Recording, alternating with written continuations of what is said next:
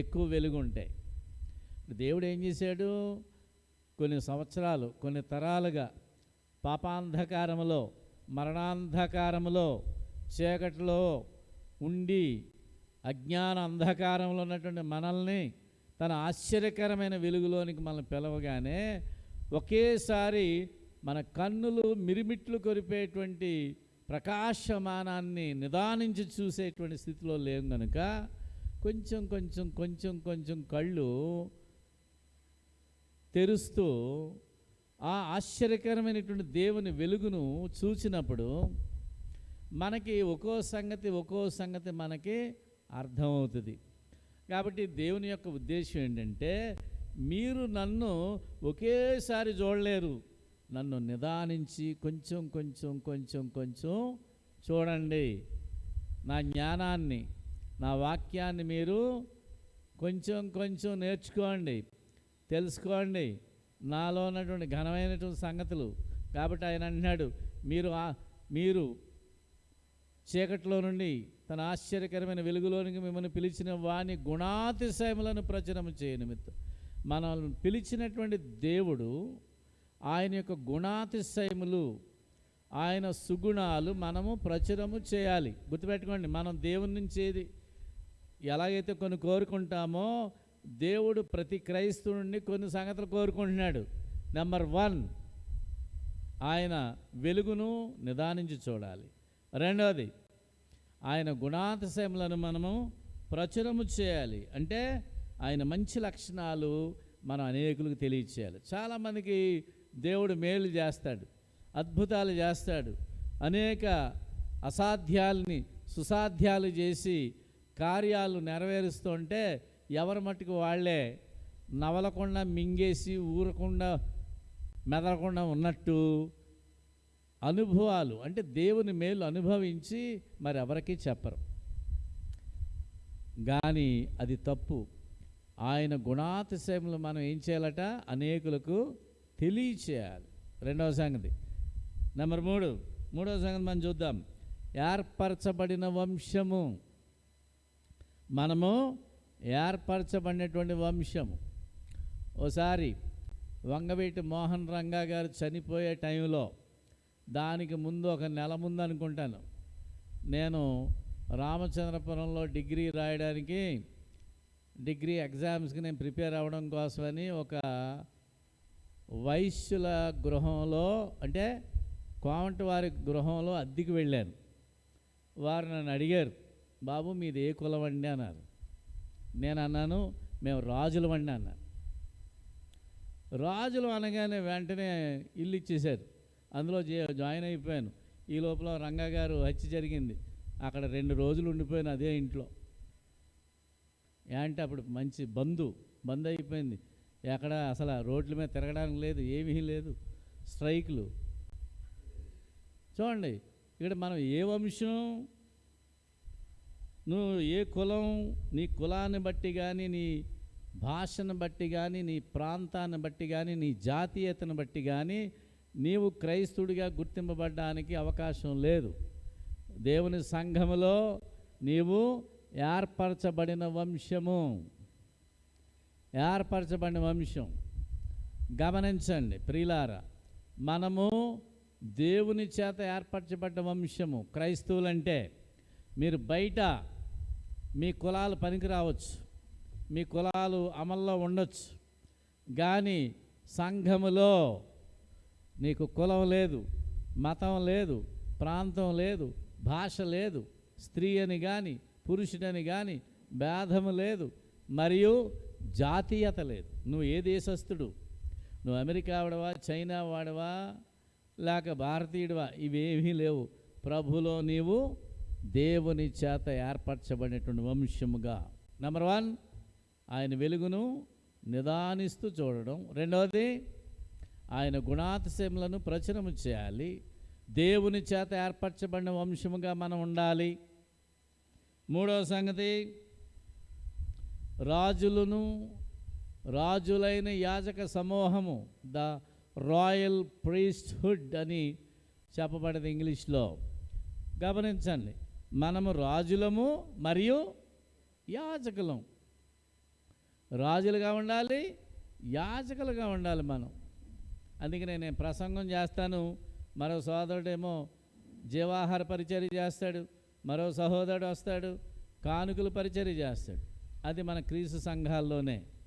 అదే మత శాఖల్లో అయితే అన్ని పనులు అయ్యగారే చేసేస్తారు. అన్ని పనులు అయ్యగారే చేసేస్తారు. ఎందుకంటే అయ్యగారే పరిశుద్ధుడు, మిగతా వాడు ఎవడో పరిశుద్ధుడు కాదు. అయ్యగారే ప్రసంగ వేదిక ఎక్కాలి, దాన్ని బలిపీఠం అంటారు. ఏ బలిపీఠమో తెలీదు, ఎంతమందిని బలేస్తారో తెలీదు. ఇవన్నీ తప్పుడు మాటలు, బైబిల్లో లేని సంగతులు ఇవి. గమనిస్తే ప్రియులారా, రాజులు, మనము రాజులము యాజకులం. ఈ లోపల కొన్ని రోజుల తర్వాత మా బంధువు ఒక ఆయన, ఆ ఇంటి కుమారుడికి స్నేహితుడు వచ్చి ఆయనతో కలిస్తే నేను వెళ్ళి మాట్లాడాను. అన్నయ్య ఎప్పుడు వచ్చావు ఏంటంటే, ఏంటి తమ్ముడు ఇక్కడ ఉన్నావేంటి అన్నాడు. ఇలాగ ఎగ్జామ్స్ ప్రిపేర్ అవుతున్నాను నేను అంటే, ఈయన మీకు తెలుసా అన్నాడు. ఆ ఇంటి ఓనర్ కొడుకు. ఆయన మా తమ్ముడారా అన్నాడు. అప్పుడు ఆయనకు అర్థమైంది నేను ఎవరిని అన్నది. మరి నేనేం చెప్పాను, రాజులు అన్నాం. ఎక్కడ ఎందుకని చెప్పాను, ఇక్కడున్న వచనాన్ని బట్టి. నేను అబద్ధం ఆడలేదు. దేవుడే నన్ను రాజు అన్నప్పుడు నేను దాన్ని తగ్గించుకుని ఏదేదో చెప్పుకుంటే సిగ్గు కదా. ఇక్కడ సూర్యవంశ రాజులు ఉన్నారు మన దేశంలో, చంద్రవంశ రాజులు ఉన్నారు, బొట్టరాజులు ఉన్నారు, పేరుకు మాత్రమే రాజులు ఉన్నారు. గుర్తుపెట్టుకోండి, ఎన్ని రకాలు ఉన్నారు మనకి మన దేశంలో రాజులు. సూర్యవంశ రాజులు, చంద్రవంశ రాజులు, బొట్టరాజులు, పేరుకు మాత్రమే రాజులు.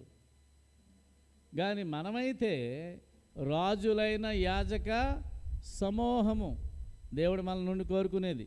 తదుపరి దేవుని సొత్తైన ప్రజలు. ఇప్పుడు దేవుడు మన నుండి ఆశపడేది ఏమిటంటే, ఆయన వెలుగును నిదానించి మనం తెలుసుకోవాలి. ఆయన ఏర్పాటు చేసిన వంశంగా మనం ఉండాలి. దేవుని గుణాతిశయములను ప్రచురం చేయాలి. తదుపరి పరిశుద్ధ జనముగా ఉండాలి. తర్వాత రాజులైన యాజక సమూహము, దేవుని సొత్తు అయినటువంటి ప్రజలు. మనం పరిశుద్ధ జనాంగంగా ఉండాలి. మాటలో, క్రియల్లో, తలంపుల్లో వాక్యానుసారమైనటువంటి ఆలోచనలు కలిగి ఉండాలి. కొన్నిసార్లు మనం తప్పిపోవడానికి అవకాశం వస్తుంది. వచ్చినప్పుడు కూడా మనం తమాయించుకొని దేవునికి భయపడుతూ వాక్య నియంత్రణలో మన ఆత్మీయ జీవితాల్ని ముందుకు కొనసాగేటట్టుగా మనం బలపరుచుకోవాలి. దానికి సాధనం అనుదినం ప్రార్థన, ఎల్లప్పుడూ దేవుని వాక్యాన్ని చదువుట, ధ్యానించుట ద్వారా ఆత్మ సంబంధంగా మనం బలం పడేటువంటి అవకాశం ఉంటుంది. దేవుని సొత్తు అయిన ప్రజలుగా ఉండాలి. దేవుని సొత్తు అంటే దేవుని ఆస్తిగా ఉండాలి. మనం ఈ భూమి మీద దేవుని ఆస్తి. ఈ లోకం పాపము చేత నింపబడి దేవుని యొక్క ఉగ్రతకు చాలా చేరువలో ఉంది, చాలా దగ్గరికి వచ్చేసింది ప్రపంచం. ఈ లోకము దాని నటన గతించుచున్నది, కానీ దేవుని చిత్తము నెరవేర్చేవాడు నిరంతరము నిలుచును అనేటువంటి సంగతి మనకి మొదటి యోహాను పత్రిక 2వ అధ్యాయంలో చూస్తాం, చివరి వచనంలో. కాబట్టి ప్రియులారా, ఇక్కడ గమనిస్తే క్రైస్తవులకు దేవుడిచ్చినటువంటి ఆధిక్యతలు, దేవుని నుండి మనం కోరుకునేవి చాలా కోరుకుంటాం. దేవుడు కూడా మన నుండి కోరుకుంటున్నాడు. కోరుకునేటువంటి వాటి నుండి మనము కూడా చేయవలసిన కొన్ని పనులు ఉన్నాయి. What you expect from God, the same that God also expecting from us, in order to look into his lightness and proclaim all his attributes. And also we need to maintain the holiness in our lives and be the royal priesthood, and we need to be kept like the property of God. మనం దేవుని సొత్తు అయినటువంటి వారిగా ఉండాలి. ఇవి మనం చేస్తే దేవుడు అంటాడు, ఇందా మనం చదువుకున్నాం, మీరు నా యందును నా మాటలు మీ అందును ఉన్నాయళ్ళ మీకేది ఇష్టమో అడుగుడి, అప్పుడు ఆయన మీకు అన్నీ అనుగ్రహిస్తాడు. చాలా సందర్భాల్లో మనం చిన్న వయసులోనే మనకిష్టమైన వాళ్ళని కోల్పోతాం, మంచి అవకాశాలు కోల్పోతూ ఉంటాం, మంచి భవిష్యత్తులు కోల్పోతూ ఉంటాం. క్రైస్తవులుగా ఉండి కూడా కొన్ని ఇబ్బందులు పడుతూ ఉంటాం, నష్టాలు పడుతూ ఉంటాం, మానని రోగాలతో ఇబ్బందులు పడుతూ ఉంటాం. కానీ మనకు అనిపిస్తుంది, ఎందుకు నాకు ఇలా జరిగింది, ఎందుకు నాకు ఈ శ్రమ వచ్చింది, ఎందుకు నాకు ఈ హింస, ఈ బాధ ఏమిటి, నాకు ఈ నష్టం ఏమిటి, ఈ కష్టం ఏమిటి అనేటువంటి ప్రశ్నలు మనం వేస్తూ ఉంటాం. ప్రియులారా, గుర్తుపెట్టుకోండి, మన దేవుడు పరిశుద్ధుడు మరియు న్యాయవంతుడు కూడా. ఆయన న్యాయవంతుడు, తప్పును సహించడు దేవుడు. తప్పు నీ వలన జరిగినా, నీ భర్త వలన జరిగినా, తప్పు అంటే తెలిసి కానీ తెలియక కానీ, కొన్ని తప్పులు సరిదిద్దుకోవడానికి అవకాశం ఉంటుంది, కొన్ని తప్పులు సరిదిద్దుకునే అవకాశం ఉండదు. ఒక తప్పు ప్రాణాలు ఎగిరిపోతాయి. నిన్న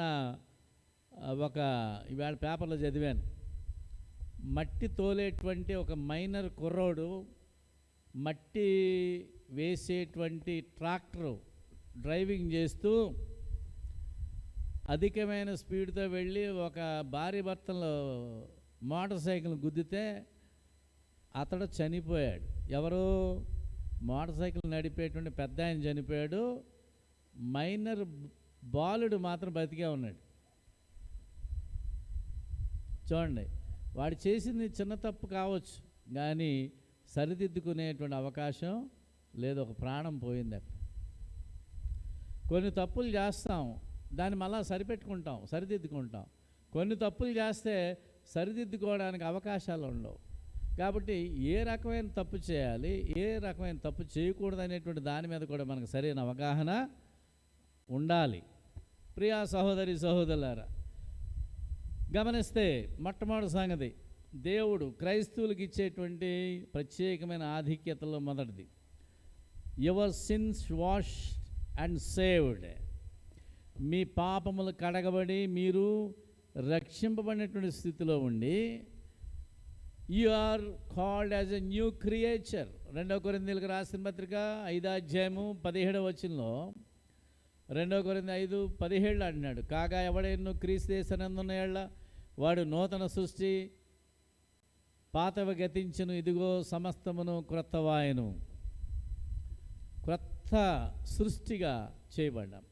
మీరు ఎప్పుడైనా కంప్యూటర్లో కానీ, కంప్యూటర్లో ఒక సాఫ్ట్వేర్ వేసినప్పుడు, ఒక నూతనంగా ఒక సాఫ్ట్వేర్ వేస్తే, సాఫ్ట్వేర్ ఇన్స్టాల్ చేశాక వెంటనే కంప్యూటర్ ఏం చేయాలి, మనం రీస్టార్ట్ చేయాలి. అంటే ఆపేసి మళ్ళా మొదలు పెట్టాలి. అంటే దాని అర్థం ఏంటి? ఒక నూతనత్వం నీలో రావాలనంటే నీవు చనిపోవాలి. That is what restart or shut down. Shut down చేయాలి కంప్యూటర్. అలాగే కాగా ఎవడెన్నో క్రీస్తు యేసునందున్న వాడు నూతన సృష్టి, పాతవి గతించెను. అంటే పాత లక్షణాలన్నీ మానేసి కొత్త లక్షణాలతో నీ జీవితాన్ని ప్రారంభించు. దాన్నే మనకు రోమిలకు రాసిన పత్రిక 6:3 అంటాడు, క్రీస్తు యేసులోనికి బాప్తిసం పొందిన మీరందరూ ఆయన మరణంలోనికి బాప్తిసం పొందితమని మీరు ఎరుగురా. దేవుని మహిమ వలన క్రీస్తు మృతుల్లో నుండి ఎలాగూ లేపబడినో మనమును బాప్తిసమందు క్రీస్తుతో పాతిపెట్టబడి నూతన జీవం గలవారమై నడుచున్నట్లు మనం లేచున్నాం. నూతన జీవం కలిగి నువ్వు జీవించాలని అంటే నీ పాపములు క్షమింపబడి ఉన్నవి. నువ్వు ఒక నూతన సృష్టిగా చేయబడ్డావు. ఇక పాత మనిషివు నీవు కావు. నీ పాత మనిషికి కులం ఉంటుంది, పేరు ఉంటుంది, వంశం ఉంటుంది, అన్నీ ఉంటాయి. కానీ ఇక్కడ క్రైస్తవుడికి అవన్నీ ఉండవండి. కానీ ఇప్పుడు నేటి క్రైస్తవులు ఎలా తయారైనంటే, ఏమండి మా కులంలోనే సంబంధం చూడండి, బయట వాళ్ళు వద్దండి అనేటువంటి పరిస్థితికి వచ్చారు. అది తప్పది, వాక్యానికి విరుద్ధం. అది ఒకవేళ ఈ లోక సంబంధమైన సౌకర్యాలకి బాగుంటుందేమో కానీ, బంధువులకి చెప్పుకోవడానికి బాగుంటుందేమో కానీ, ఒక విధంగా అది వాక్యానికి విరుద్ధమే కదా. మరి దేవుని బిడ్డలకి ఎవరికైనా ఇవ్వచ్చు మన బిడ్డల్ని. అప్పుడు నీకంటే తక్కువ కులవాడికి ఓకో, నీకంటే ఎక్కువ కులవాడికి పోనీ, ఎక్కువ వంశం వాడికి తప్పే ఉంది, చెప్పుకోవడానికి గర్వంగా ఉంటుందిగా. అలాంటి వాళ్ళు లేరా ప్రభువులో? క్రైస్తవులుగా లేరా? బ్రహ్మాండంగా ఉన్నారు. కాబట్టి ప్రియా సహోదరి సహోదరులు, ఇలాంటివి చాలా ఉంటాయి. మనం గుర్తించం, కానీ చాలా పొరపాట్లు మన ద్వారా జరుగుతూ ఉంటాయి. రెండో సంగతి చూద్దాం. క్రైస్తవులకి దేవుడు ఇచ్చినటువంటి రెండో ఆధిక్యత, ప్రత్యేకమైన ఆధిక్యత. Was given, the Holy Spirit was given and sealed by him. పరిశుద్ధాత్మను మనకి బహుమానముగా ఇవ్వబడి, పరిశుద్ధాత్మ చేత మనము ముద్రింపబడి ఉన్నామని దేవుని యొక్క వాక్యం సెలవిస్తుంది. అపొస్తలుల కార్యములు 2:38 అంటాడు పేతురు, మీరు మారుమనసు పొంది పాపక్షమాపణ నిమిత్తం ప్రతివాడు యేసుక్రీస్తు నామములో బాప్తిసం పొందినప్పుడు మీరు పరిశుద్ధాత్మను వరమును పొందుదురు. పెంతెకొస్తు సంఘానికి వెళ్ళి బాబు పరిశుద్ధాత్మను దింపు అంటే వెంటనే డ్రమ్ము తీసి పరిశుద్ధాత్మను పంపుము దేవాను పాట ఎత్తితాడు. పాట ఎత్తి డ్రమ్ము స్పీడ్గా కొడతాడనమాట. పాట కూడా ఏమా స్పీడ్లో పాడతారు గట్టిగా, డ్రమ్ము మీద దెబ్బలు గట్టిగా పడతా ఉంటాయి. పడగానే పక్కన ఉండేటువంటి స్త్రీల మీదకి పరిశుద్ధాత్ముడు వచ్చేసి రెబరెబా శబశబా శబశబా రెబరెబా ఇలా పిచ్చి పిచ్చి మాట్లాడేసి ఇక్కడ కల తిరిగేస్తూ ఉంటారు. కింద కూర్చొని ఇటు అటు కల తిరిగేసి ఒంటి మీద పవిట్లు కూడా బాగా పక్కకు పోతాయి. అలాంటి పరిశుద్ధాత్ముడే కాదు. అపొస్తలుల కార్యములు 2:1 చూస్తే శిష్యుల మీదకి పరిశుద్ధాత్ముడు వచ్చినప్పుడు వారికి ఏమొచ్చిందా అంటే వాక్శక్తి వచ్చింది, కానీ పూనకాలు రాలేదు. పూనకాలు వస్తాయి ఇప్పుడు పెంతెకొస్తు వారికి. పరిశుద్ధాత్మ రావడం అంటే పూనకాలు రావడం. వీరభద్రుడి సమయంలో పూనకాలు వచ్చినట్టు కాదు. పరిశుద్ధాత్ముడు వాక్శక్తిని ఇస్తాడు. పరిశుద్ధాత్ముడు నీలో ఉన్నాడనంటే నీలో వాక్యం సంపూర్ణంగా నివసించాలి. ఏ సంగతి అయినా నీవు అవలేలగా గ్రంథాన్ని నుంచి చెప్పగలగాలి. ప్రేమ, సంతోషము, సమాధానము, దీర్ఘశాంతము, దయాళత్వము, మంచితనము, విశ్వాసము, ఆశానిగ్రహం అనేటువంటి ఆత్మ ఫలములు నీలో ఉండాలి. అది పరిశుద్ధాత్ముడు ఉన్నాడు అని చెప్పడానికి. హంబక్కు కాదు, నాటకాలు చేయడం కాదు. పరిశుద్ధాత్మను దింపడం అంటే డ్రమ్ము పాట కాదండి. దైవ గుణ లక్షణాలు నీలో ఉండడం, దేవుని వాక్యం నీలో సజీవంగా నివసించడం, ఇది చాలా అవసరమైన సంగతి. కాబట్టి బాప్తిసం పొందగానే పరిశుద్ధాత్మ అనేటువంటి వరం వస్తుంది. పేతురు అన్నాడు, మీరు మారుమనసు పొంది పాప క్షమాపణ నిమిత్తం ప్రతివాడు యేసుక్రీస్తు నామములో బాప్తిసం పొందుడి, అప్పుడు మీరు పరిశుద్ధాత్మను వరమును పొందుదురు. తదుపరి ఎఫెసీయులకు రాసిన పత్రిక 1:13 ఎఫెసీ 1:13 మీరును సత్యవాక్యమును అనగా మీ రక్షణ సువార్త విని క్రీస్తునందు విశ్వాసముంచి వాగ్దానము చేయబడిన ఆత్మచేత ముద్రింపబడితిరి. మనము బాప్తిసం పొందగానే పరిశుద్ధాత్మ చేత ముద్రింపబడి పరలోకానికి కేటాయింపబడ్డాం. మనం దేవుని సొత్తైన ప్రజలుగా, పరిశుద్ధ జనాంగముగా, ఏర్పరచబడిన వంశముగా. ఇటీవల యూట్యూబుల్లో చూస్తుంటే ఎస్సీలు చాలా ఎస్సీలు తెగ బాధపడిపోతున్నారు. ఏమనంట, హిందువులు గుళ్ళోకి మమ్మల్ని రానింతలేదు, అటు చర్చికి వెళ్ళనిత్తలేదు, ఇటు హిందువుల గుళ్ళకి మమ్మల్ని రానియటం లేదని వాపోతున్నారు. పాపం వాళ్ళ రానియలేదు కాబట్టే నీకు నిజమైన దేవుడు దొరికాడు, యేసు ప్రభు. అదేనా ఏమండి? అన్యులు అస్పృశ్యుల్ని రానివ్వలేదు కాబట్టే నిజమైన దేవుడు నీకు దొరికాడు, లేకపోతే దొరుకుతాడా? ఈ దేశానికి యేసు ప్రభు రావడానికి గల కారణం ఏంటంటే కొందరిని వాళ్ళ నమ్మే దేవుళ్ళ దగ్గరికి గుళ్ళోకి రానివ్వకుండా ఉన్నందుకే.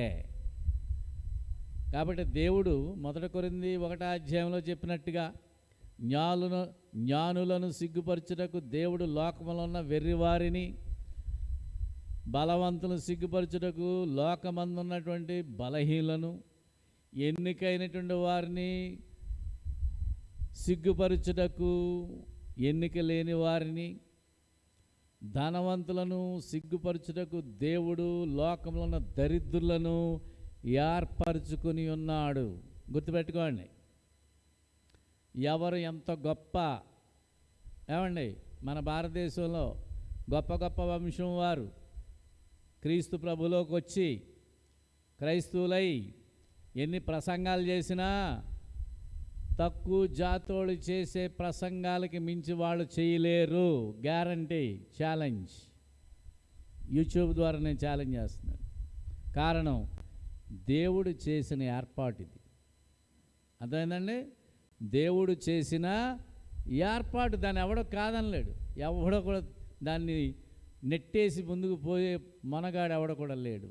కాబట్టి ప్రియా సహోదరి సహోదరులారా, పరిశుద్ధాత్మ చేత మనము ముద్రింపబడ్డాం. మనము రెండవ సంగతి, క్రైస్తవుడికి దేవుడు ఇచ్చినటువంటి ప్రత్యేక ఆధిక్యత.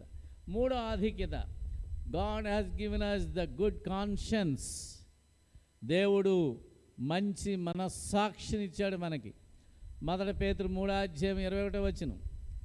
1 పేతురు 3:21. దానికి సాదృశ్యమైన బాప్తిసం ఇప్పుడు మిమ్మల్ని రక్షించుచున్నది.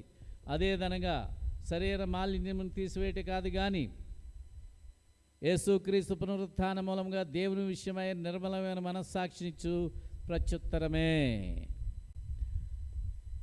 క్రైస్తవుడు గాను మార్పు చెందాక యేసుక్రీస్తు పునరుత్థాన మూలముగా నీకు దేవుని విషయమై నిర్మలమైన మనస్సాక్షి, అనగా మంచి మనస్సాక్షిని దేవుడు నీకు అనుగ్రహిస్తున్నాడు.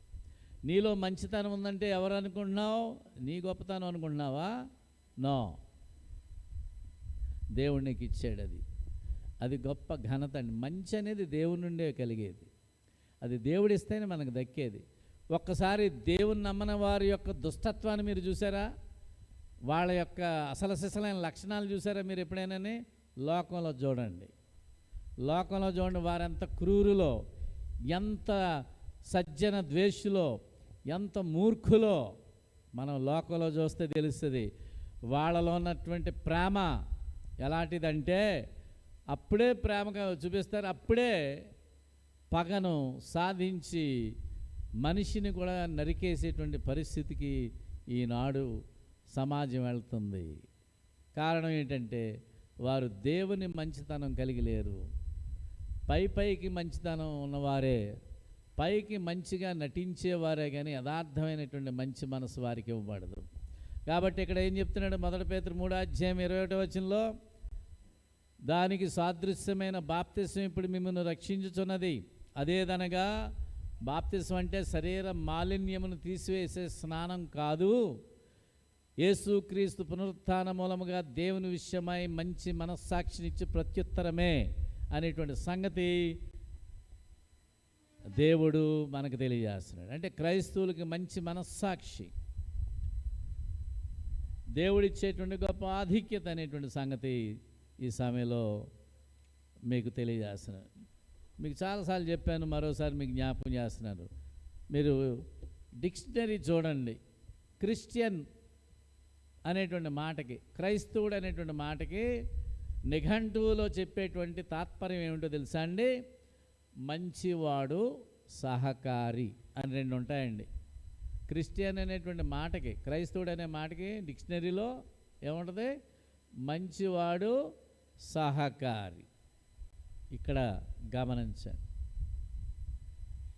ఇంతకు మించినటువంటిది ఏమీ లేదండి. మిగతా వాళ్ళకి ఎవరికీ లేదు ఆ ఘనత.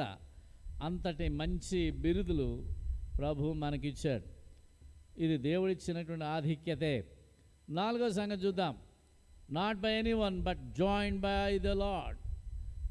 అపొస్తలుల కార్యములు 2:47 మనుష్యుల చేత కాక, ఏ మనుషుని చేత కాక ప్రభువే నిన్ను తన సంఘములోనికి చేరుస్తున్నాడు. ఇది ప్రభు ఇచ్చేటువంటి 4వ ఆధిక్యత. 4 ఆధిక్యత. ఆనందముతోనూ నిష్కపటమైన హృదయముతోనూ ఆహారం పుచ్చుకుని చుండిరి, ప్రభు రక్షణ పొందుచున్న వారిని అనుదినము వారితో, అనగా రక్షింపబడినటువంటి సంఘముతో ఆయన చేర్చుచున్నాడు. ఈనాడు మనుషులు స్థాపించిన సంఘాలు ఉన్నాయి.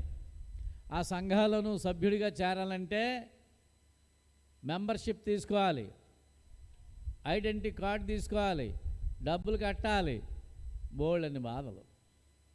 మనుషులు చేర్చుకుంటారు. వారు స్కూల్లో పిల్లల్ని చేర్చుకున్నట్టుగా సంఘంలో కూడా సేవకుడే చేర్చుకుంటూ ఉంటాడు, లేక దానికి తగ్గ యంత్రాంగం ఉంటుంది. కానీ ఇక్కడ గమనించారా ప్రియులారా? అపొస్తలుల కార్యం 2:47 ఆనందముతోనూ నిష్కపటమైన హృదయముతోనూ ఆహారం పుచ్చుకుని చుండిరి, ప్రభు రక్షణ పొందుచున్న వారిని అనుదినము వారితో, ఎవరితో? మనుషులు కట్టిన సంఘాలతో కాదు, క్రీస్తు ప్రభువే కట్టినటువంటి సంఘములోనికి యేసుక్రీస్తు ప్రభువే నిన్ను చేర్చాడు. ఇటీవల మనం పోయిన ఆదివారం, లేక అటుపోయిన ఆదివారం మనం బాప్తిసాలు ఇచ్చాం. నేను బాప్తిసం ఇచ్చాను అంతవరకే సేవకుడిగా. నేను ప్రభు సంఘంలోకి పొందినటువంటి వారిని నేను చేర్చలేను, నాకు అధికారం లేదు. అది ప్రభువారే చేరుస్తాడు. ఆయనే చేర్చుకుంటున్నాడు. కాబట్టి రేపొద్దున మీకు సమాధానం కూడా ఆయనే చెప్తాడు. రేపు దేవుని యొక్క ప్రత్యక్షతలో, ప్రత్యక్ష దినం, ప్రభువారు ప్రత్యక్షమైనప్పుడు నిన్ను పిలుస్తాడు పేరు పెట్టి. జక్కయ్య దగ్గరికి వచ్చి, జక్కయ్య నువ్వు త్వరగా దిగుమన్నాడు. నతానేలు దగ్గరికి వెళ్ళాడు ప్రభు. ఇంతటి నీతిపరుడు ఇశ్రాయేలులో ఎవరు కూడా లేడు అన్నారు. ఇవన్నీ ఏమిటివి? ప్రభువుకు తెలుసండి. ప్రభు తన వారిని ఎరుగును కాబట్టి ఆయనే పిలుస్తాడు. యోహాను సువార్త 10 చెప్పాడు, కాపరి గొర్రెలను పేరు పెట్టి పిలుస్తాడట. నా గొర్రె నా స్వరము వినును. There is a special relation between Christians and Christ, that he would identify his own children or his own kids. క్రీస్తు ప్రభు క్రైస్తవులకి ఒక ప్రత్యేకమైనటువంటి బంధం ఉంది. కాపరి గొర్రె పిల్లలను ఆయన ప్రతిదాన్ని పేరు పెట్టి పిలుస్తాడు, గుర్తిస్తాడండి. కాబట్టి ఇక్కడ గమనిస్తే ప్రభువే రక్షింపబడినటువంటి వారి సమూహంలోనికి లేక సంఘంలోనికి ఆయన చేరుస్తున్నాడు. 5వ సంగతి ప్రియులారా, క్రైస్తవులకు దేవుడు ఇచ్చినటువంటి 5వ ప్రత్యేక ఆధిక్యత లేక హక్కు గురించి మనం చూద్దాం. Having the fellowship, teaching, communion as the apostles. అపోస్తులుల వలె మనము కూడా, అంటే క్రైస్తవులు కూడా అపోస్తుల బోధ యందును, సహవాసమందును, రొట్టె విరుచుట యందును, ప్రార్థన చేయటి యందును ఎడతెక్క ఉండేటువంటి గొప్ప భాగ్యం మనకే దక్కింది. ఎప్పుడైనా మీరు ఏమని మీ సంఘంలో ఎవరెవరు ఉన్నారు అని అంటే మీరు చెప్పాలి. ఏమండి ప్రసన్న గారి సంఘం కాదండి, అది క్రీస్తు సంఘము, మా సంఘానికి శిరస్సు క్రీస్తు, అందులో మొట్టమొదటి సభ్యులు అపోస్తులులండి, తర్వాత అపోస్తుల కార్యములో బాప్తిసం పొందినటువంటి ఆదిమ సంఘం అండి, రాళ్ల చేత కొట్టబడి చనిపోయిన స్టెఫను కూడా మా సంఘ సభ్యుడేనండి, మేము అపోస్తుల బోధయందును సహవాసమందును ప్రతి ఆదివారము రొట్టె విరిచిటి యందును ప్రార్థన చేయటి యందును ఎడతెక్క ఉంటామండి, ఇది దేవుడు మాకు ఇచ్చిన ఆధిక్యత అండి అని చెప్పాలి. అంతేగాని ఎవడెవడో పేరు చెప్పి పలానా అయ్యగారండి మా సంఘ పెద్దండి, ఆయన ప్రభువుని చూశాడండి, ఆయన ప్రభువు ఇవన్నీ సొల్లు కబుర్లు చెప్పకండి ఎవడను. అసలు నా దగ్గర అలా చెప్పేవాడు ఎవడొకటి నిలబడ్డ కూడా నేను దేవునితో మాట్లాడాను, నేను ప్రభువుని చూశాను, ఇలాంటి కబుర్లు చెప్పేవాడు ఎవ్వడో కూడా నా ముందు అసలు నిలబడలేడు. ఎందుకంటే వాక్యంలో రుజువు చేయాలి, వాక్యంతో రుజువుపరచగలగాలి ఏదైనా సరే. ఇక్కడ మనం గమనిస్తే ప్రియులారా, మన సంఘంలో సభ్యులు ఎంతమంది అంటే ప్రియులారా 2000 సంవత్సరాల నుంచి ఉంది మన సంఘం, సుమారు 2000 సంవత్సరాలు. ఆర్సిఎం చర్చ్ 606లో ప్రారంభమైంది. లూథరన్ చర్చ్ 1500 సంవత్సరంలో ప్రారంభమైంది. బ్యాప్టిస్ట్ చర్చ్ 1600లో ప్రారంభమైంది. పెంతెకొస్తు ప్రారంభమై 125 సంవత్సరాలు కూడా దానికి వయసే లేదు పెంతెకొస్తు సంఘానికి.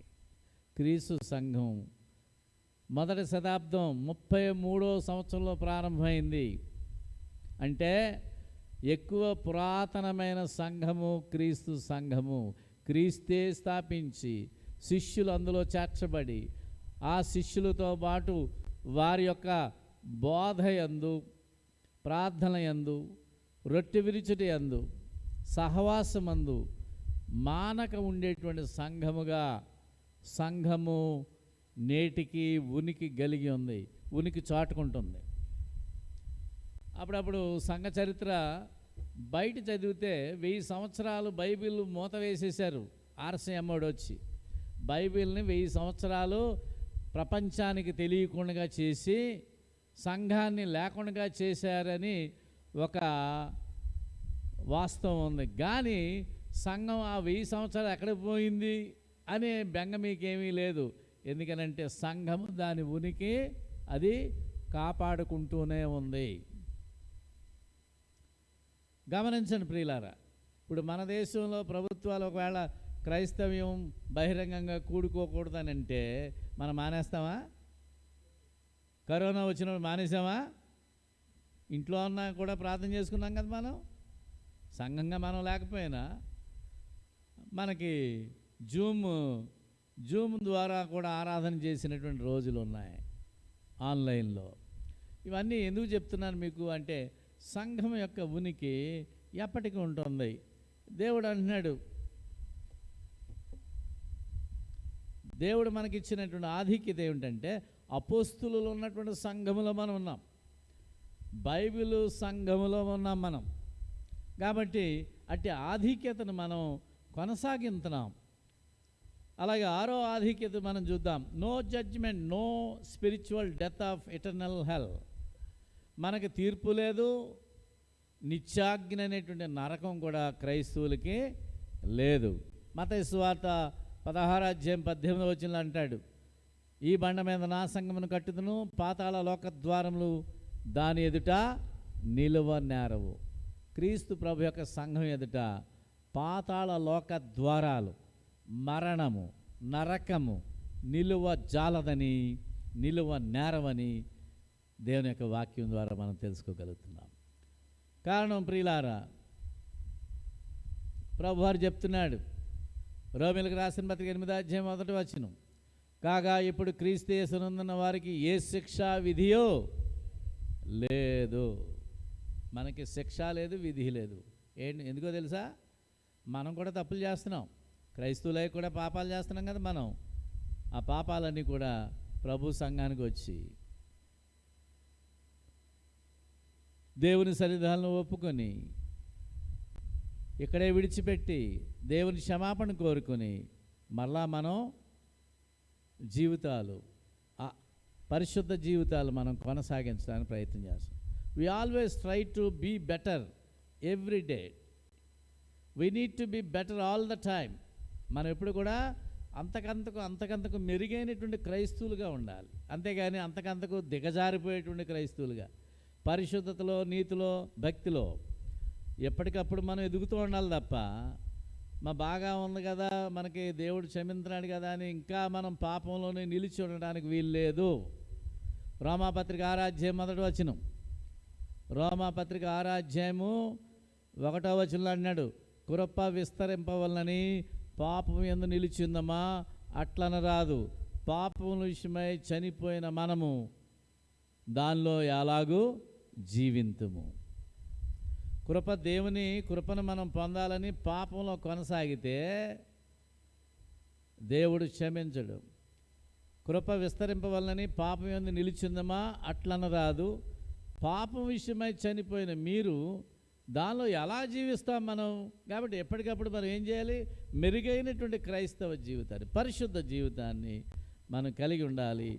ఇట్టి గొప్ప ఆధిక్యతలో దేవుడు అంటున్నాడు, మీకు తీర్పు లేదు, మరియు నిత్యాగ్ని అనేటువంటి నరకము కూడా క్రైస్తవులకి లేదు. ఇట్టి గొప్ప ఆధిక్యత దేవుడు మనకిచ్చి ఉన్నాడు. యోహాను సువార్త 3వ అధ్యాయము 17వ వచనం అన్నాడు, ఆయన నామమందు విశ్వాసం ఉంచువానికి తీర్పు తీర్చబడదు. క్రైస్తవులకు తీర్పు లేదు. తీర్పు ఇంకో ప్రతి ఆదివారం మనం క్రీస్తు ప్రభు యొక్క రక్త మాంసాల దగ్గరికి వచ్చేటప్పటికి మన తప్పిదాలను ఒప్పుకుంటాం, దేవుడు క్షమిస్తాడు. ఎప్పటికప్పుడే అయిపోతుంది, ఎప్పటికప్పుడే నూతనపరచబడుతున్నాం, ఎప్పటికప్పుడే మన పాపములు క్షమింపబడుతున్నాయి, మనం ముందుకు వెళ్ళిపోతాం. ప్రభు ఒక దినాన్ని మధ్యాకాశానికి వస్తాడు, మనల్ని ఎత్తుతాడు పైకి, సంఘాన్ని ఎత్తుకుంటాడు, తీసుకుపోతాడు, అయిపోయింది. కానీ లోకస్తులకు అలా కాదు. లోకస్తులకి కఠినమైనటువంటి తీర్పు జరుగుతుంది, వారికి కఠినమైన శిక్ష కూడా ఉంది అనేటువంటి సంగతి పరిశుద్ధ గ్రంథం ఎలుగెత్తి తెలియజేస్తుంది. 7వ సంగతి చూద్దాం ప్రియులారా. 7వ సంగతి, దేవుడు క్రైస్తవులకు ఇచ్చినటువంటి ప్రత్యేకమైన ఆధిక్యత లేక హక్కు. 7వదిగా మనం చూద్దాం. Hence the appreciation, glory and the crown of life will be waiting for us. క్రైస్తవుల కోసం ఆయన మెప్పు, మహిమ, ఘనత, నిత్య జీవ కిరీటం మన కొరకు ఆయన దాచిపెట్టాడట. అవి ఎదురు చూస్తేనే మన కోసం. చూద్దాం. 1 పేతురు 1వ అధ్యాయము 7వ వచనం. 1 పేతురు 1వ అధ్యాయము 7వ వచనం ఈ విధంగా తెలియజేస్తుంది, నశించిపో సువర్ణము అగ్ని పరీక్ష వలన శుద్ధపరచబడుచున్నది కదా, దానికంటే అమూల్యమైన మీ విశ్వాసము ఈ శోధనల చేత పరీక్షకు నిలిచినదై యేసుక్రీస్తు ప్రత్యక్షమైనప్పుడు మీకు మెప్పును, మహిమయు, ఘనతయు కలుగుటకు కారణమగును. ప్రభువారు మనకు ప్రత్యక్షమైనప్పుడు మనకేమొస్తుంది? ఒరే నువ్వు ఇంతవరకు ఏం చేసావని ఒక్కొక్కడిని కర్రతో కొడతాడని మాత్రం అనుకోకండి. ఆయన చూడగానే మనకేం కలుగుతుంది? మెప్పు, the appreciation and the glory and the fame will be given us. మనకి మెప్పును, మహిమయు, ఘనతయు పొందుటకు కారణం అవుతుంది. ఎప్పుడు? క్రైస్తవ జీవితంలో శోధనలు మనము ఎదుర్కొని వాటిని జయించినప్పుడు. శోధనలు అన్నీ వస్తాయి. యేసుప్రభు బాప్తిసం పొందాక శోధింపబడ్డాడు. 40 రోజులు ఉపవాస ప్రార్థనలు చేశాడు. మీరు కూడా బాప్తిసం పొందాక 40 రోజులు ఉపవాసం చేయమని నేను చెప్పను. ప్రభువు చేసిన పనులు మనం చేయలేం. ప్రభువు చేసిన పనులన్నీ మనం చేసేస్తే ఇక ప్రభువుకి మనకి తేడా ఉండదు. ప్రభువారు కొండ మీద ఒక రాత్రంతా ఒంటరిగా ఉండి ప్రార్థనలో గడిపాడు. మనం చేయగలమా? మనం చేయగలమా? ఎక్కడ పోవాలి? కొండ ఎక్కడ ఉంది? ఎత్తుక్కుని పోవాలి ఇప్పుడు. కాబట్టి అన్ని పనులు మనం చేయలేం. మనం చేయగలిగే పనులు మనం చేద్దాం. మనం చేయగలిగే పనులు, ప్రభు హర్షించదగిన పనులు, ప్రభు మన పాపాలు క్షమించదగినటువంటి పనులు, ప్రభు మనల్ని ఆశీర్వదించగలిగినటువంటి పనులు మనం చేద్దాం. తద్వారా దేవుని కృపను పొందేటువంటి అవకాశం ఉంటుంది. కాబట్టి ప్రియులారు ఇక్కడ ఏమంటున్నాడు? మనకి ప్రభు ప్రత్యక్షమైనప్పుడు మనకేం కలుగుతుందంట? మెప్పు, సభాష్, బడా నమ్మకమైన మంచి దాసురాలు, బడా నమ్మకమైన మంచి దాసుడా అని ప్రభు మనల్ని అభినందించేటువంటి పరిస్థితి. మహిమ, ఏ మహిమ ఇది? రోమిలకు రాసిన పత్రిక 3వ అధ్యాయం 23వ వచనంలో అంటున్నాడు, ఏ భేదము లేదు, అందరూ పాపము చేసి దేవుడు అనుగ్రహించి మహిమను పొందలేకపోతున్నారు. ఏ పాపము చేత నీవు నీ మహిమను పోగొట్టుకున్నావో తిరిగి ఆ మహిమ క్రీస్తు ప్రభు వారు ప్రత్యక్షమైనప్పుడు తిరిగి మనకు మరలా ఆయన ఇవ్వబోతున్నాడు. తర్వాత అన్నాడు ఘనత కలుగుతుందటండి. ఘనత అంటే ఏమిటి? కీర్తి. ఆ కీర్తి ఏమిటా అంటే మనము ఆయన యందు చేసిన పనులకి. ఇదిగో దేవుని యొక్క వాక్యం ఈ విధంగా తెలియజేస్తుంది. 2 తిమోతి 4వ అధ్యాయము 6-8 వచనాలు. అపోస్తలుడైనటువంటి పౌలు తన భక్తి జీవితాన్ని ఆవిష్కరిస్తున్నాడు. తన భక్తి జీవితాన్ని 2 మాటలు చెప్పాడు ఆయన. చూద్దాం. నేను ఇప్పుడే పానార్పణముగా పోయబడుచున్నాను, నేను వెడలపోవు కాలము సమీపమై ఉన్నది, మంచి పోరాటము పోరాడి తిని, నా పరుగు కడముట్టించి తిని, విశ్వాసము కాపాడుకుంటుని, ఇక మీదట నా కొరకు జీవకిరీటము ఉంచబడి ఉన్నది. ఆ దినమందు నీతిగల న్యాయాధిపతి అయిన ప్రభు అది నాకు మాత్రమే కాకుండా తన ప్రత్యక్షతను అపేక్షించే వారందరికీ అనుగ్రహించును. గమనించండి, 3 పనులు చేయాలి మనం. ఒకటి, మంచి పోరాటం పోరాడాలి. రెండవది, పరుగు కడముట్టించాలి. విశ్వాసాన్ని కాపాడుకోవాలి. ఈ 3 పనులే, ఈ 3 వాటి చుట్టే ప్రపంచం తిరుగుతూ ఉంటుంది. ప్రపంచంలో ఎక్కడ చూసినా దెబ్బలాటలే, పోరాటాలు, యుద్ధాలు, పేటల్లో యుద్ధాలు, వీధుల్లో యుద్ధాలు, పోరాటాలు, గొడవలు, తగువులు.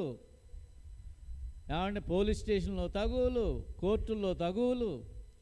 ఏమిటిది? ఏ తగువులు? ప్రభు అంటున్నాడు, పౌలు గారు అన్నాడు, నేను మంచి పోరాటము పోరాడు. అది మంచిదైతే ఓకే, కానీ మంచి పోరాటం పోరాడు. రెండవది, ఆటలు, నా పరుగు కడముట్టించి ఉన్నాను.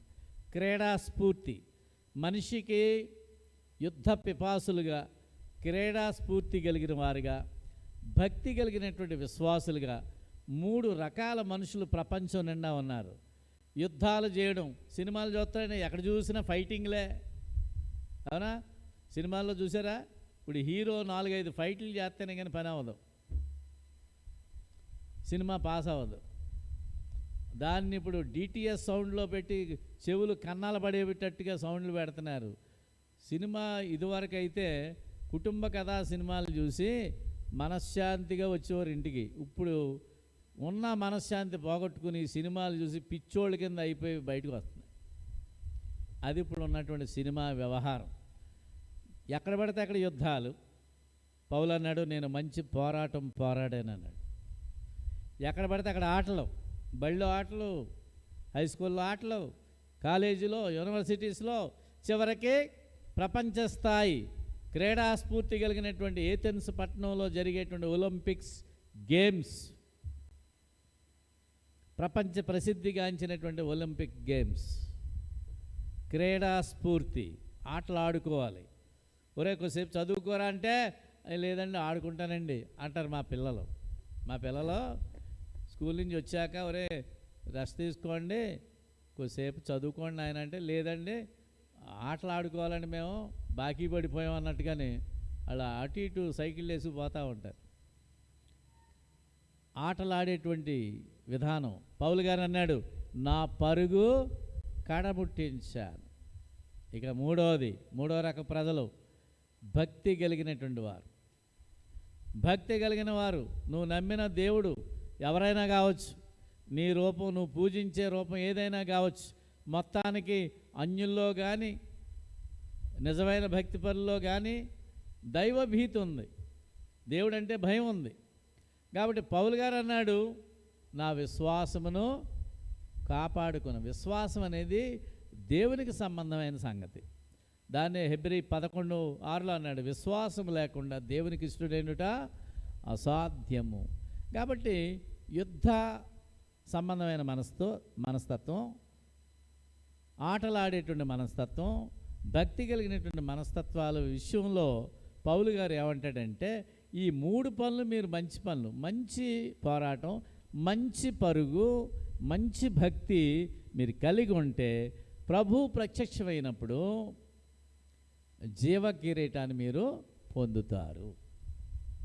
అది క్రైస్తవులకు ప్రభు ఇచ్చేటువంటి గొప్ప ఆధిక్యత. తదుపరి చూద్దాం ప్రియులారా, 8వ సంగతి, ద టైమ్లీ హెల్ప్. హెబ్రీయులకు రాసిన పత్రిక 4:16. మనము కనికరింపబడి సమయోచితమైన సహాయము పొందుటకు ఆయన కృపాసనమునద్దకు చేరుదుము. హెబ్రీ 4:16. 8వ సంగతి, 8వ ఆధిక్యత. ఇక్కడ అంటున్నాడు, గమనించండి. గనుక మనము కనికరింపబడి సమయోచితమైన సహాయము కొరకు కృప పొందినట్లు ధైర్యముతో కృపాసనమునద్దకు చేరుదుము. దేవుడు ఎప్పుడు కూడా ఎదురు చూస్తూ ఉంటాడు. నా బిడ్డ నా దగ్గరికి వస్తుంది, నా బిడ్డ నన్ను అడుగుద్ది, ప్రతిదీ నన్ను అడగాలి. ఓకే, అదొక సరదా ఆయనకి. తల్లిదండ్రులు ఉంటారు, బిడ్డలకు ఏదైనా అవసరం అయితే, అమ్మ నాకు 1000 రూపాయలు కావాలని అంటే, అది అందులో ఉంది తీసుకో అని అన్నారు అనుకోండి, ఏ తండ్రి కానీ తల్లి కానీ, ఆ బీరువాలో ఉన్నాయి తీసుకో అంటే 1000 రూపాయలే తీసుకుంటారా? ఏం చేస్తారు? ఇంకా ఎక్కువ తీసుకుంటారు. పోనీ ఏమైనా తక్కువ తీసుకుంటారా? 1000 రూపాయలు అడిగి పోనీ 500 తీసుకెళ్ళే బిడ్డలు ఉన్నారేంటి ప్రపంచంలో ఎక్కడైనా? నేను కూడా, నాతో సహా ఎవరో పని అవ్వదు. తండ్రి చేతుల మీద, తల్లి చేతుల మీద ఇచ్చిందనుకోండి, ఇచ్చిన వాళ్ళకి సంతృప్తి, ఆ గౌరవం వేరు, ఆ ప్రేమ వేరు, ఆ ఆప్యాయతలు వేరు. దేవుడు అంటున్నాడు, you have the timely help, that is the privilege that I'm going to give you as my child. నీవు నా బిడ్డగా, నీకు సమయోచితమైన సహాయం నేను చేస్తాను. ఒకేసారి సంవత్సరానికి 50 లక్షలు మనకి ఖర్చు ఉంటే, 50 లక్షలు దేవుడు ఇచ్చాడు, బాబు 50 లక్షలు ఈ సంవత్సరం ఖర్చు పెట్టుకొని ఆయన అని ఇవ్వడవు. నీకు ఏ రోజు అవసరం ఎంత అయితే అంతే దేవుడు నీకు ఇస్తాడు. అది దేవుని యొక్క విధానం. ఏ నాటి కీడు ఆ నాటికి చాలును. మత్తయి సువార్త 6 ఏ నాటి కీడు ఆ నాటికి చాలు. ప్రభువారు అన్నాడు, నేడు మా దినాహారం మాకు దయచేయమని ప్రార్థన చేయండి అన్నాడు. మత్తయి సువార్త 6:9, 9-10 వచనాలు అక్కడ అంటాడు, ప్రార్థన చేసే విషయంలో, నేడు మా దినాహారము మాకు దయచేయి. ప్రియా సహోదరి సహోదరులారా, the timely help is ready, will be given to Christians as a privilege, one of the privilege. దేవుడిచ్చేటువంటి ప్రత్యేకమైన ఆధిక్యతగా ఆయన సమయోచితమైన సహాయము మనకి ఇస్తాడు. కాబట్టి మనం ఏం చేయాలట? కృప కొరకు కనిపెట్టించు ధైర్యముగా ఆయన కృపాసనమునద్దకు చేరాలి. మన పెద్ద అవసరం వచ్చింది, చాలా పెద్ద అవసరం వచ్చింది. వెంటనే మన మనసులోకి లిస్ట్ వస్తుంది, ఒక లిస్టు. మా అన్నయ్యని అడగనా, మా తమ్ముడిని అడగనా, మా అక్కని అడగనా, మా తండ్రిని అడగనా, లేదా మా స్నేహితుల దగ్గరికి వెళ్ళనా, మా కొలీగ్స్ దగ్గరికి వెళ్ళనా, ఇలాగో లిస్ట్ వస్తుంది. ఆ లిస్టులో టాప్లో ఎవరు ఉండాలంటే దేవుడు ఉండాలి. వెంటనే మోకాళ్ళేసి, దేవా ఇదిగో నాకు ఈ భారం, ఈ అవసరం, ఈ ఇబ్బంది నాకు వచ్చింది, నీ బిడ్డగా నేను అడుగుతున్నాను, నాకు దయతో అనుగ్రహించు. అలాగంటే వెంటనే దేవుడు పైనుంచో మూట వేసేస్తాడా? మూటలు కట్టి. అలాగైతే మధ్యలో ఎవడొకడు లాగేస్తాడు. కాబట్టి దేవుడు ఏం చేస్తాడు? మనుషుల ద్వారానే. మనిషి ఎవరు? దేవుని స్వరూపాలు కదా. మనుషులు ఎవరి పోలికలో ఉన్నారండి? దేవుని స్వరూపంలో ఉన్నారు. కాబట్టి దేవుడే స్వయంగా దిగి వచ్చేసి చేసే అవసరం లేదు, ఆయన మనుషుల ద్వారానే మనకు సహాయం చేస్తాడు. కాబట్టి ఆ విధంగా మనం తెలుసుకుందాం. 9వ సంగతి చూద్దాం ప్రియులారా. 9వ దేవుడు ఇచ్చేటువంటి ఆధిక్యత, Jesus blood continuously washes if you walk in his light. 1 యోహాను పత్రిక 1:7 క్రైస్తవులకి చాలా గొప్ప ఆధిక్యత ఇది, దీన్ని మించిందే లేదు. గమనించండి, 1 యోహాను పత్రిక 1:7-10 చెప్తున్నాడు అక్కడ, ఆయన వెలుగులో ఉన్న ప్రకారము మనమును ఆయన వెలుగులో నడిచిన యెడల మనము అన్యోన్య సహవాసము గలవారమైందుము. అప్పుడు ఆయన కుమారుడైన యేసు రక్తము ప్రతి పాపం నుండి కడిగి పవిత్రులుగా చేయును. మనము పాపము లేని వారమని చెప్పుకునే యెడల మనల్ని మనమే మోసపుచ్చుకుందుము, మరియు మనలో సత్యం ఉండదు. మన పాపములను మనం ఒప్పుకునే యెడల ఆయన నమ్మదగిన వాడు, నీతిమంతుడు గనుక ఆయన మన పాపములను క్షమించి సమస్త దుర్నీతి నుండి మనల్ని పవిత్రులుగా చేయును. మనము పాపము చేయలేదని చెప్పుకునే యెడల ఆయనను అబద్ధికునిగా చేయవారు మగదుము, మరియు ఆయన వాక్యము మనలో ఉండదు. చూడండి, క్రైస్తవులు అయిన తర్వాత కూడా పాపం చేస్తాం. కాబట్టి ఇందా మనం చెప్పుకున్నాం ముందే, ఆయన వెలుగులో ఉన్న ప్రకారం మనమును కూడా వెలుగులో నడిచిన ఎడల, that is the condition, the first condition. దేవుడు మనకు మొట్టమొదటి పెట్టిన షరతు ఏమిటంటే, నేను వెలుగులో ఉన్న ప్రకారము మీరు నాతో వెలుగులో నడవాలి. అది కండిషన్. మన పిల్లలు అప్పుడప్పుడు నడుస్తూ ఉంటారు. చిన్నప్పుడు 2 సంవత్సరాలు నడక నేర్చుకునే టైంలో పిల్లలు చేయి పట్టుకుని నడుస్తూ ఉంటారు. నడిచాక ఒక్కోసారి చెయ్యి పట్టుకోవడం ఎక్కువసేపు కష్టమైతే వాళ్ళు ఏం చేస్తారు, చెయ్యి వదిలేస్తారు. వదిలేసి అడుగులు వేసి నడవడానికి ప్రయత్నం చేసినప్పుడు అప్పుడప్పుడు పడిపోతూ ఉంటారు. పడిపోయినప్పుడు మళ్ళీ ఏం చేస్తారు, తల్లి కానీ తండ్రి కానీ చేయి పట్టుకుని లేపి మరలా నడిపిస్తుంటారు. అదే క్రైస్తవ జీవితం అంటేని. ఆయన వెలుగులో ఉన్న ప్రకారము మనమును కూడా ఆయన వెలుగులో నడిచిన యెడల అప్పుడు ఆయనతో మనకి అన్యోన్య సహవాసం కలిగి ఉంటాం. అన్యోన్యత అనేటువంటి మాట భార్య భర్తలకు సంబంధించిన మాట. సంఘము వధువుగాను, క్రీస్తు వరుడుగాను దేవుని వాక్యంలో అభివర్ణించబడ్డది. కాబట్టి ప్రియులారా, పడిపోయినటువంటి బిడ్డను తల్లి తండ్రి లేక ఎలాగైతే నడిపిస్తూ ఉంటారో, ప్రభు మరలా మనం పడ్డ చోటే ఉంచకుండా మనం లేపి ఆయన మరలా నడిపిస్తాడు. కాబట్టి మనం ఏం చేయాలి? నేను పాపం చేయలేదు. నేను మత శాఖల సాక్ష్యాలు చాలా విన్నాను. బాప్తిసం పొందక ముందు నేను చాలా దుర్మార్గుండండి, దుష్టుడినండి, వ్యభిచారినండి, త్రాగుబోతునండి, అబద్ధికుడినండి, దొంగనండి, ప్రభువుని నమ్మాక నేను అన్నీ మానేసానండి, చాలా పరిశుద్ధంగా ఉంటున్నానండి అని చెప్తూ ఉంటారు కదా ఇతర సంఘంలో ఉన్నటువంటి సేవకులు. అంతకు మించినటువంటి మోసగాళ్ళు కానీ అంతకంటే అబద్ధికులు ప్రపంచంలో ఎవరు కూడా ఉండరు. అంటే యేసు ప్రభు శిష్యుల్లో ఉన్నటువంటి యోహాను పరలోకం వెళ్ళొచ్చాడు. ఆయన అన్నాడు, మనలో పాపం లేదని మనం చెప్పుకున్న యెడల మనల్ని మనమే మోసపుచ్చుకుందాము, దేవునిని మనము అబద్ధికునిగా చేయవారు మగదుము, దేవుని వాక్యం మనలో ఉండదు. మన పాపములను మనం ఒప్పుకునే యెడల దేవుడు నమ్మదగిన వాడును నీతిమంతుడు గనుక ఆయన సమస్తమైనటువంటి దుష్టత్వం నుండి మనల్ని తప్పించి పవిత్రులుగా ఆయన మనల్ని చేస్తాడని దిగువ వచనాల్లో చెప్పడం జరిగింది. ఇది జరుగుతుందండి. ఈ విధమైన బోధ జరుగుతుందా మత శాఖల్లో? ఉండదు. అంతా కూడా వేషధారణ, సొంత డబ్బాలు చెప్పుకొని చేసుకుని జనాలు పెంచుకుంటారు. సంఘాల్లో బోల్డ్ మంది ఉంటారు. ఎవరికి పొట్ట చించితే అక్షరముక్క రాదు. సంఘాలు చాలా పెద్ద పెద్దవి ఉంటాయి. 300, 400 సంఘాలు ఉంటాయి. కానీ ఎవరికి కూడా వాక్యం మీద సరైన అవగాహన ఉండదు. ఎందుకంటే బోధకుడే గుడ్డోడైతే విశ్వాసులకు కళ్ళు ఎలాగ వస్తాయి. కాబట్టి ప్రియులారా, ప్రభు యొక్క రక్తము, Jesus blood will continuously washes us if you walk in his light. ఆయన వెలుగులో మనము మానక నడిచినట్లయితే మన అపరాధములు పాపలను క్షమించి మనల్ని నీతిమంతులుగా చేస్తారు. చివరిగా ప్రియులారా 10వ వచనంలో అంటాడు, Jesus will be with you forever. ఆయన అంటాడు మత్తయి సువార్త 28వ అధ్యాయము 18 నుంచి 20 వచనాల్లో, నేను సదాకాలం మీతో కూడా ఉన్నాను అన్నాడు. ఎంత గొప్ప ఆశీర్వాదం, ఎంత గొప్ప ఆశీర్వాదం. చాలామంది ఉద్దేశం దేవుడు గుళ్ళోనే ఉంటాడు, దేవుడు గుళ్ళోనే ఉంటాడు.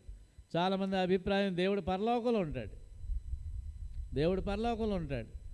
చాలామంది అభిప్రాయం దేవుడు గదిలో ఉంటాడు, ఇంట్లోనే ఉంటాడు, దేవుడి గదిలోనే ఉంటాడు. కానీ క్రైస్తవులు బైబిల్ ప్రకారం చెప్పబడినటువంటి బోధ ప్రకారం అయితే దేవుడు అన్ని చోట్ల ఉన్నాడు, నీతో కూడా ఉన్నాడు. ఉంటాడు కాదు, ఉన్నాడు. ఉన్నాడు ఎప్పుడు? ఆడు చెప్తున్నాడు. మత్తయి సువార్త 28:18 అంటాడు, పరలోకమందును భూమి మీదను నాకు సర్వాధికారము ఇయ్యబడి ఉన్నది. అంటే దాని అర్థం ఏంటంటే మనము క్రీస్తు ప్రభు యొక్క సార్వభౌమత్వానికి విధేయత చూపాలి. ఆయన అధికారానికి మనము ఒప్పుకోవాలి, ఆయనకి విధేయతలుగా ఉండాలి. 2వ వచనం, కాబట్టి మీరు వెళ్ళి సమస్త జనులను నాకు శిష్యులుగా చేయుడి. అంటే నీవు సువార్త ప్రకటించి నీవు ఈ విధంగా అయితే రక్షణ పొందావో రక్షింపబడిన అనేకులను రక్షణలోనికి నడిపించు. ఒకవేళ నువ్వు బోధించలేవు, బోధింపగల వారిని తీసుకువెళ్ళు, లేదు కనీసం దేవుని సన్నిధానం తీసుకురా, మిగతా కూడా మేము చూసుకుంటాం. 3వ సంగతి, నేను ఏ ఏ సంగతులను ఆజ్ఞాపించుతున్న వాటన్నిటినీ గైకొన వల్లని వారికి బోధించుడి. అప్పుడు ఇదిగో యుగ సమాప్తి వరకు సదాకాలం మీతో కూడా ఉన్నాను. నీవు గైకొంటూ ప్రభు చెప్పిన మాటలు ఇతరులను గైకొనేటట్టుగా నువ్వు చేయాలి, అంతేగాని నువ్వు చెడిపోయి మిగతా వాళ్ళని జడగొట్టమని కాదు. చాలామందికి దేవుని మీద కోపాలు వస్తూ ఉంటాయి. అప్పుడప్పుడు ఏదో తేడా జరిగిందనుకోండి, దేవుని మీద అలిగి దేవుని దూషింతూ మిగతా వాళ్ళ భక్తిని కూడా నాశనం చేసేస్తారు. అసలు నీ భక్తిని నువ్వు నాశనం చేసుకోవడానికి నీకు హక్కు లేకపోతే ఇతరుల భక్తిని నువ్వు ఎలా నాశనం చేస్తావు? వీలైతే నువ్వు బాగు చేయి. 2 తిమోతి 4 ఏం చెప్తున్నాడు? ప్రతి బోధకుడు లేక 2 పేతురు 16-17 వచనాల్లో అంటాడు, బోధకుడు ఉపదేశించాలి, ఖండించాలి, గద్దించాలి, బుద్ధి చెప్పాలి. ఖండిస్తారు, గద్దిస్తారు, కానీ బుద్ధి చెప్పరు. బుద్ధి చెప్పిన వాడే మంచివాడు. కాబట్టి క్రైస్తవులుగా మనము ప్రభు యొక్క అధికారాన్ని లోబడి అనేకులను ప్రభు వైపు త్రిప్పి ఆయన బోధించిన సంగతులు మనం గైకుంటూ ఇతరులను గైకునేటట్టు మనం చేస్తే ప్రభు మనతో పాటు సదాకాలం ఎల్లప్పుడూ ఉంటాడు కదా, ఉన్నాడు. మనం కూడా ఉంటాము. So these are the 10 privileges that God has given to the Christians only. క్రైస్తువులకు మాత్రమే దేవుడిచ్చినటువంటి ప్రత్యేకమైనటువంటి ఆధిక్యతలు. కాబట్టి ఇంతవరకు మీరు విన్నారు. మనం ఆ విధంగా చేసి ప్రభు యొక్క మెప్పు పొందాలని, ప్రభు ఆశీర్వాదాలు మనం అందరం పొందాలని మొట్టమొదటి నన్ను నేను హెచ్చరించుకుంటూ మిమ్మల్ని కూడా ప్రేమతో హెచ్చరిక చేస్తున్నాను. కొద్ది మాటలు దేవుడు దీవించుగాక. మీరు చాలా శ్రద్ధగా విన్నందుకు మీ అందరికీ వందనాలు.